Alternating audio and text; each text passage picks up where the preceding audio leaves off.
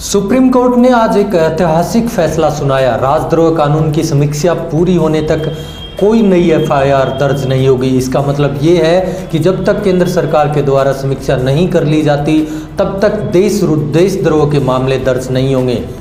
नमस्कार, मैं हूं मंद्रुप कुमार और आप देख रहे हैं पब्लिक खबर टुडे नेटवर्क। वीडियो ब्लॉग में आपका स्वागत है। हम आज वीडियो ब्लॉग में चर्चा करेंगे सुप्रीम कोर्ट के ताज़ा तरीन फैसले देशद्रोह के मामले पर। देशद्रोह के मामले के सुप्रीम कोर्ट के फैसले पर आज हम चर्चा कर रहे हैं। सुप्रीम कोर्ट ने एक ऐतिहासिक फैसले में देशद्रोह कानून सेडिशन लॉ पर रोक लगा दी है। सुप्रीम कोर्ट ने बुधवार को केंद्र और राज्य सरकारों से आग्रह किया कि जब तक केंद्र द्वारा कानून की समीक्षा पूरी नहीं हो जाती तब तक देशद्रोह का कोई भी मामला दर्ज नहीं होगा। यह कानून भारतीय दंड संहिता की धारा 124A में निहित है। मुख्य न्यायाधीश A.V. रमना की अध्यक्षता वाली न्यायमूर्ति सूर्यकांत और न्यायमूर्ति हिमा कोहली की पीठ ने कहा कि जब तक केंद्र द्वारा देशद्रोह के प्रावधान की समीक्षा पूरी नहीं हो जाती तब तक सरकारों को देशद्रोह के प्रावधान का इस्तेमाल नहीं करना चाहिए। एक अंतरिम आदेश में पीठ ने कहा कि देशद्रोह के प्रावधान के तहत कोई नई प्राथमिकी दर्ज नहीं की जानी चाहिए और पहले से ही जेल में बंद लोगों को राहत के लिए अदालतों का दरवाज़ा खटखटा सकते हैं। केंद्र ने राज्य सरकारों को एक सलाह जारी करने का प्रस्ताव दिया है कि केवल SP रैंक का अधिकारी ही देशद्रोह के प्रावधान से जुड़े मामलों को दर्ज कर सकता है। केंद्र का प्रतिनिधित्व कर रहे सॉलिसिटर जनरल तुषार मेहता ने कहा कि सरकार का प्रस्ताव है कि SP या उसके ऊपर के स्तर के पुलिस अधिकारी द्वारा भविष्य में प्राथमिकी में देशद्रोह का आरोप दायर किया जाना चाहिए या नहीं, यह भी तय करना है। उन्होंने कहा कि जैसे ही सरकार देशद्रोह कानून की समीक्षा करती है, देशद्रोह के लंबित मामलों की समीक्षा की जा सकती है और अदालतें धारा 124A IPC के तहत जमानत याचिका पर तेजी से फैसला कर सकती है।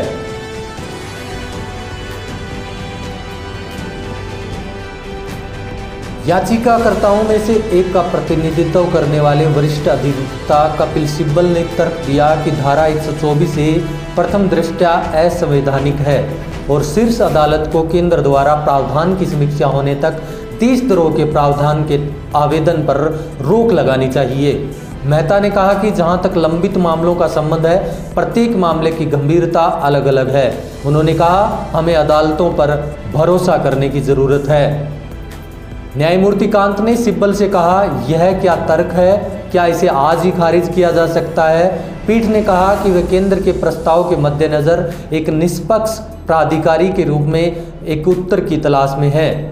और सिब्बल से पूछा कोर्ट ने कि इस बीच क्या व्यवस्था की जा सकती है। शीर्ष अदालत ने मंगलवार को देशद्रोह कानून के तहत दर्ज लंबित और भविष्य के मामलों पर केंद्र से जवाब मांगा था। गृह मंत्रालय ने अपने हलफनामे में कहा कि भारत के प्रधानमंत्री इस विषय पर व्यक्त किए गए विभिन्न विचारों से अवगत है और समय समय पर विभिन्न मंचों पर नागरिक स्वतंत्रता की रक्षा के पक्ष में अपने स्पष्ट विचार व्यक्त किए हैं। गृह मंत्रालय ने कहा कि प्रधानमंत्री का मानना है कि ऐसे समय में जब राष्ट्र आज़ादी का अमृत महोत्सव स्वतंत्रता की 75 वर्ष को चिन्हित कर रहा है तो एक राष्ट्र के रूप में औपनिवेशिक बोझ को दूर करने के लिए कड़ी मेहनत करना आवश्यक है, जिसमें पुरानी औपनिवेशिक कानून शामिल है। यानी कि केंद्र सरकार के द्वारा जो समीक्षा की जाएगी उसके बाद इस देशद्रोह के कानून पर मंथन होगा।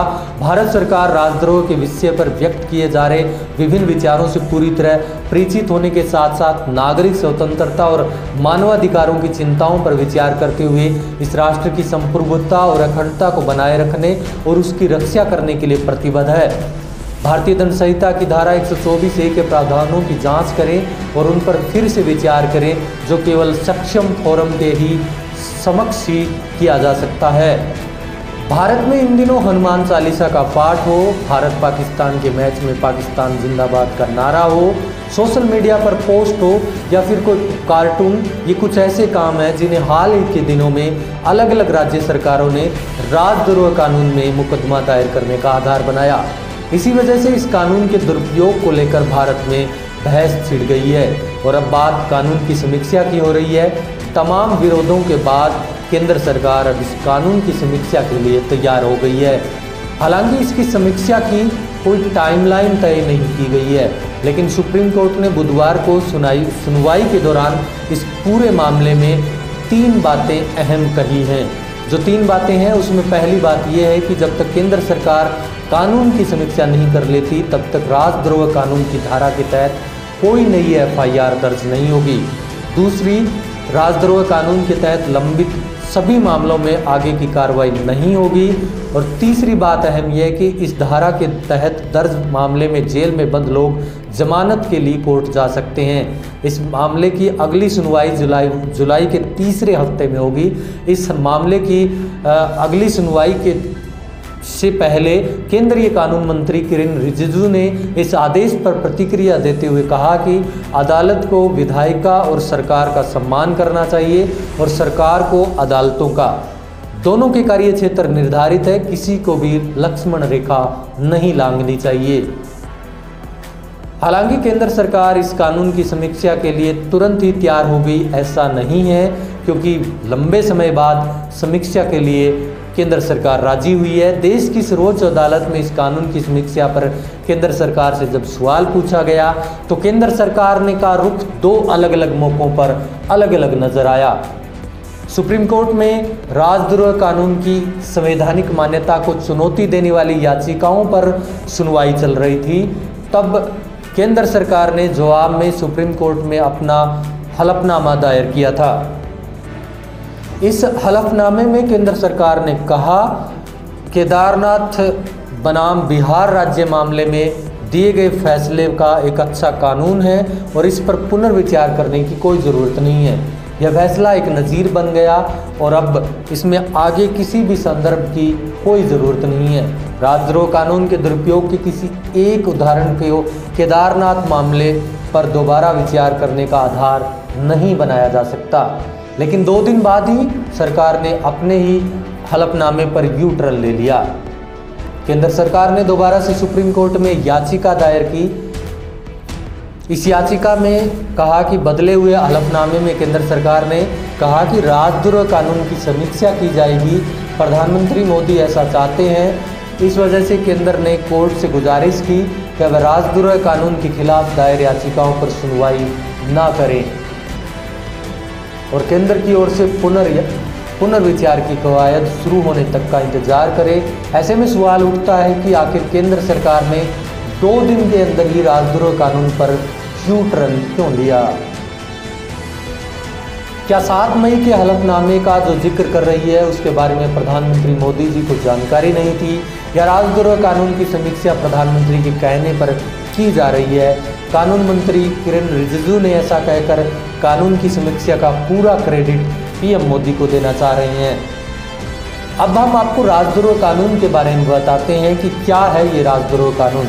इस पूरे संदर्भ को समझने के से पहले राजद्रोह कानून को आप संक्षेप में समझें। भारतीय दंड संहिता की धारा 124(a) के अनुसार जब कोई व्यक्ति बोले गए या लिखित शब्दों, संकेतों या दृश्य प्रतिनिधित्व द्वारा या किसी और तरह से घृणा या अवमानना या उत्तेजित करने का प्रयास करता है या भारत में कानून द्वारा स्थापित सरकार के प्रति असंतोष को भड़काने का प्रयास करता है तो वह राजद्रोह का अभियुक्त है। राजद्रोह एक गैर जमानती अपराध है और इसमें सज़ा 3 साल से लेकर आजीवन कारावास और जुर्माना हो सकता है। जिस केदारनाथ सिंह बनाम बिहार राज्य मामले की बिना पर केंद्र सरकार ने 7 मई को कहा था कि इस कानून के दोबारा दुरुपयोग की ज़रूरत नहीं है, तो वो साल 1962 का मामला था। उस वक्त फैसले में सुप्रीम कोर्ट ने आईपीसी की धारा 124 के बारे में कहा था कि इस प्रावधान का इस्तेमाल अव्यवस्था पैदा करने की मंशा या प्रवृत्ति या कानून और व्यवस्था की गड़बड़ी या हिंसा के लिए उकसाने वाले कार्यों तक सीमित होना चाहिए। लेकिन वर्तमान परिप्रेक्ष्य में इस कानून का इस्तेमाल सही संदर्भ में नहीं हो रहा है। इस बारे में रहकर कई कानून के जानकारों ने सवाल उठाए हैं और इशारों में अपनी बात रखी है। एनसीआरबी के आंकड़ों के मुताबिक 2014 से 2019 के बीच कुल 559 मामलों में राजद्रोह के तहत गिरफ्तारियां हुई है, लेकिन दोषी केवल 10 मामलों में ही पाए गए हैं। ऐसे में बड़ा सवाल इस राजद्रोह के जब मामले दर्ज होते हैं उसकी प्रक्रिया पर है। इसी को लेकर ये बहस छिड़ी हुई थी और सुप्रीम कोर्ट में केंद्र सरकार ने अपना हलफनामा दायर किया और इसी के चलते आज सुप्रीम कोर्ट का ये एक अहम फैसला आया कि जब तक केंद्र सरकार अपनी समीक्षा पूरी नहीं कर लेती तब तक सुप्रीम कोर्ट के द्वारा इस जो देशद्रोह के कानून पर रोक लगाई दी गई है। अब देशद्रोह के मामले के ऊपर FIR दर्ज नहीं होगी। धन्यवाद इस वीडियो ब्लॉग को देखने के लिए। अगर आपको हमारी ये जानकारी पसंद आई तो आप इस वीडियो ब्लॉग को ज़्यादा से ज़्यादा शेयर करें और इस पूरे मामले पर आप अपनी क्या प्रतिक्रिया देना चाहते हैं आप इस पर टिप्पणी जरूर करें, कमेंट करें। यूट्यूब पर अगर आप ये वीडियो हमारा देख रहे हैं तो हमारे चैनल को लाइक करें, सब्सक्राइब करें, शेयर करें। फेसबुक और ट्विटर पर भी हमें फॉलो करना ना भूलें। धन्यवाद।